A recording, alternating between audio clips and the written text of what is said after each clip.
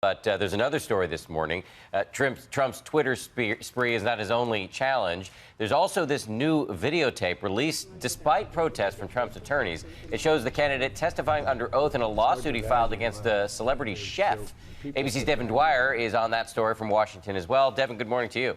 Good morning, Dan. These are tapes the Trump campaign did not want you to see. They were released only after ABC News appealed directly to the judge. They show a presidential candidate in a setting like we've never seen before, testifying under oath in the middle of this campaign. This morning, a rare look at Donald Trump giving sworn testimony in a lawsuit he brought. I do.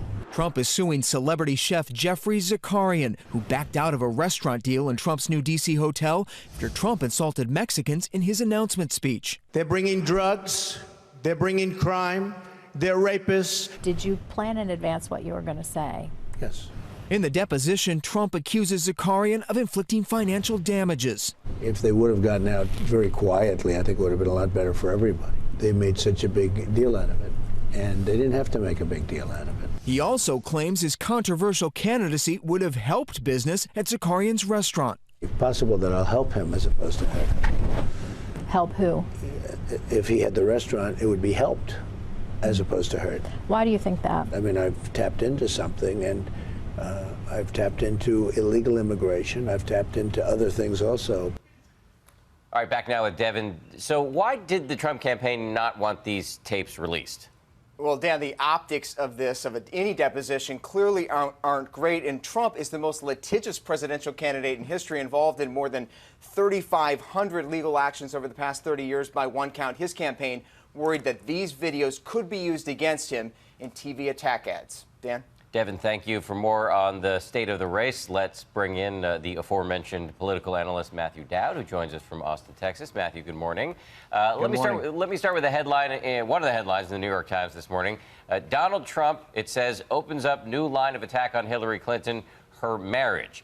Trump now says he may bring up Bill Clinton's sexual indiscretions in the next debate. Do you think that will actually happen? And if he does it, will that be an effective line of attack? Let me pause for a sec. No. I mean, it's absolutely ridiculous. I think Donald Trump has to be careful in this. I've always remembered about the glass house philosophy, which is you don't throw stones when you live in a glass house. In this case of this, and I was thinking today, it's Bonnie Parker's birthday today. This is a little bit like Clyde Barrow saying, yeah, I'm not as big as a thief as Bonnie Parker. I just think it's a bad strategy. Okay, don't throw stones. A lot of people saying don't tweet at 3 a.m. Let's talk about this Twitter tirade about Alicia Machado. Proof that Hillary Clinton got under his skin, and then there are his numbers with women. They are already bad. So is he shooting himself in the foot with this fight here? Well, I mean, ever since Monday, since the debate, it's been a downhill slide for Donald Trump, mainly of his own volition. And, you know, one thing we all learned when we were younger is don't communicate when you're angry, and nothing good happens after midnight. And in both those cases, Donald Trump violated both of those, and he keeps this story going. He could have ended this story and moved on if he just engaged in it, but he can't seem to let it go. As Cecilia mentioned a few minutes ago, the latest Fox News poll has Clinton up by 3. Essentially, it's a dead heat.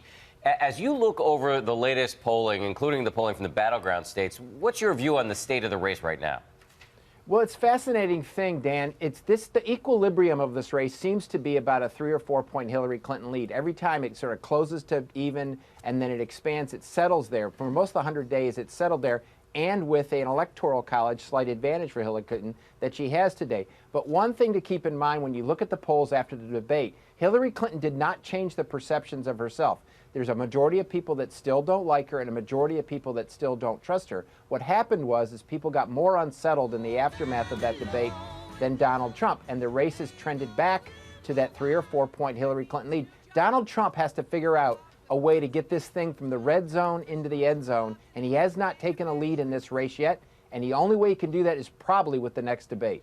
All right, Matt Dowd with your analysis. Appreciate it. As always, 38 days to go, but who's counting? The next presidential debate before that, just 8 days away. It will air live right here on ABC, and our own rock star Martha Raddatz is co-moderating, and the vice presidential candidates face off, of course, on Tuesday. George and the entire team will be covering that. I'll be right there. That is live at 9 Eastern right here on ABC also.